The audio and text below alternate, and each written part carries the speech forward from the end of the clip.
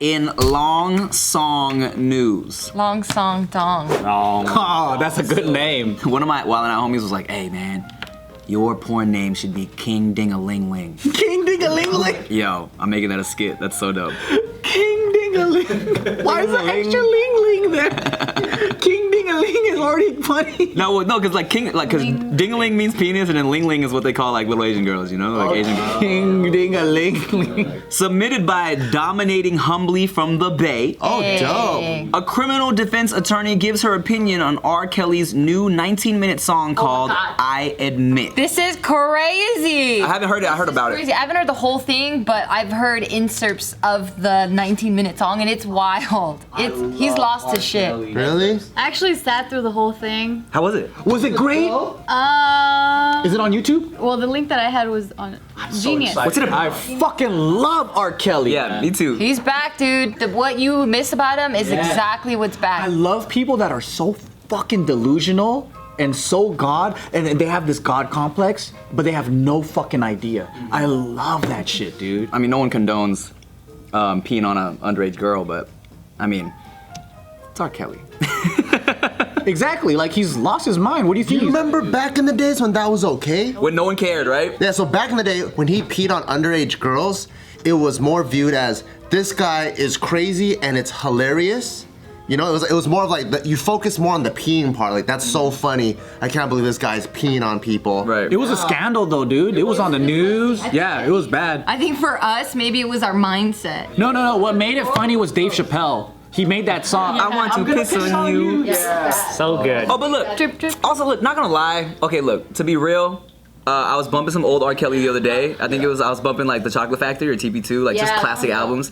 And there was some song that came on and I was like, ugh. Because it makes you think of little girl. Yeah, I was like, I'm uncomfortable now a little bit. Because there's one R. Kelly song that's like, especially with the current climate, right? Yeah. And just like how everything's kind of changing. There's a song, it's an R. Kelly song, it's like, don't you say no tonight. And I was like, Because he's gonna pee. And I was like, I don't know if that's a good lyric anymore. I was like, Yeah, so R. Kelly's been through a lot of shit. Like, he's saying that his name has been dragged through the dirt. I think he dragged himself in the mud. He's trying to clear his name. So this is his comeback. What is it called again? I forgot. I admit. I admit. Yeah. So what he's admitting here is that he did have sex with his fans. He admits that. That's not shocking. That's whatever. That's everybody. If he said I had sex with a 13-year-old fan, then that's like, okay, but we also know He that. didn't admit that. He did say something along the lines of like, okay, so like this is one of the verse. I admit I fucked with all the ladies. That's both older and young ladies. But tell me how they call it pedophile, because that shit is crazy. Oh, this is He admits he's illiterate. Yeah, that he can't read. yeah. Something like that. He doesn't need to. He's a singer. I know, but it's just all this shit. Oh, like something about the Emmys or the Grammys that when he was presenting that he didn't know what Oh, he had the prompter. He couldn't read the prompter. Oh shit. He admits that. He also, this is another one so he addresses how, remember we talked about him? The cult? Yeah. Oh, the sex like cult. Like the sex cult and how he was like holding a girl hostage Yeah. pretty much. So he says this. Please read the lyrics. The lyrics are good. If you really, really want to know, her father dropped her off at my show and told this boy to put her on stage. Don't push your daughter in my face and tell me that it's okay, because your agenda is to get paid and get mad when it don't go your way. No, the actual one where he's talking about the cult. He's like, really? Like, you think I'm gonna do that? Really? I don't have those. Are we gonna listen to bits and pieces of it? Some inserts? I wish you guys could. Yes, I want to listen to some inserts, It's please. 19 minutes. You guys can Google it on your own. But like the way he sings it, it's like he's talking. Like that. Like trapped in a closet? Trapped in the closet. Oh, the best. Exactly. Fuck, man. Like, cause part of me right now is like, fuck, man. This is really like, it feels, it's like he's sick in the head, low key, right? Absolutely. But then it's like, fuck, Trapped in the Closet was so good. Did you watch the whole thing? I watched all of them, bro. I love Trapped in the Closet. Back to back? One day I sat down, I watched from fucking 1 to like 38. It turns into a hypnotized It's thing. amazing. That's how. It's genius. I think I only watched maybe like not even half of the first one. Girl, it's so funny. It's how you're watching it. So if you're watching for what it is, it sucks. Yeah. But you can't look at it that way. What glasses are you putting on this time? You gotta look at it from the comedy lens. The comedy lens is different because, okay, you gotta see it as this dude truly fucking believes this is a masterpiece. It is though. It is, but not in the way he intended it. That's the difference because he's so fucking serious about it. I think that's what I love about No, but I think he knows it's funny. You think so? Because there's literally parts where the lyrics are, I says yes, he says no, I says yes, I says no, I says you crazy. Shit like that. Where it's like, he knows this is entertaining. And there's one part where a fucking little person busts out from the bottom of a sink. Yeah. Oh, it's the best. Midget was a midget. And he sings in different accents and shit. Oh, it's so good. And he does the voices of the ladies. That's what it is here. Yeah, pretty much. It's fucking good, man. I don't know if it's as gold as that, but it's wild. And then he even like mentions how he loves Hugh Hefner and that he left this world with a million girls. And then this one dude, Jim DeLaGhetto, this dude has pretty much been on R. Kelly for the past 2 decades, like just always writing about the accusations and like all this shit. And so he was saying, he even shouted him out to Jim DeGratis, whatever your name is, you've been trying to destroy me for 25 whole years with the same stories over and over against off my name. You done went and made yourself a career, but guess what? I pray for you and family and all my other enemies, blah, blah, blah, blah, blah, blah, blah. He's batshit fucking crazy. So back in the early 2000s when he was doing more of that Phantom of the Opera shit, I told this story before, but you never heard it. So my buddy used to do camera work for him. Okay. And he says one day, like during a live concert, in the middle of the fucking show, right, he's wearing his fucking, his Phantom Mask of the and Opera. shit, He has yeah. mask, his cape, and he has the inspiration to stop the show in the middle of it, go across the street to McDonald's and start serving hamburgers. What? So he just fucking stops and he goes outside and then everyone's like, oh my God, it's fucking R. Kelly, right? So he goes behind the counter and he starts giving hamburgers to the people.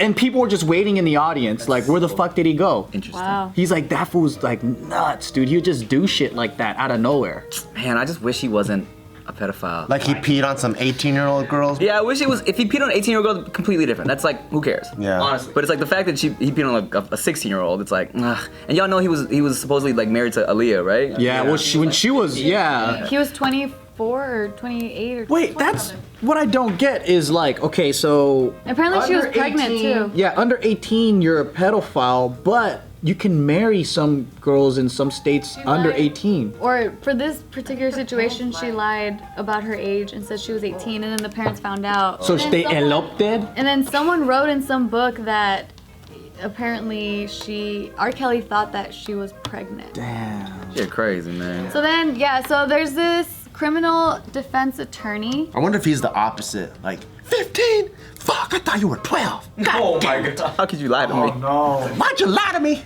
You're fucking way older than I thought you was. Why'd you lie to me? That's how I imagine every sentence comes out of his mouth. That's literally the song, dude. The whole song. He's like preaching it. This criminal defense attorney, she listened to this entire song and said the fact that he did say that he done fucked with a couple of fans, if a fan were to later accuse him of sexual misconduct, he has already admitted to having sexual contact. That's such a general blanket statement. Why is it wrong to fuck with fans though? No, it's just like she's saying like anything you say can be used against you. Oh, I So see. they can use Even if it's that. art? Yeah. That's like saying like, oh, you saw that scene in the movie? Like, Denzel, I know you were a crooked cop. That's a fair point. No, in music though, so recently there was a rapper that got sent to jail because the court used his songs as proof for the crimes that he committed. Really? But I thought it was like when it's art, like music, you can, cause like sometimes I've heard about shit where a rapper like couldn't talk about things in interviews,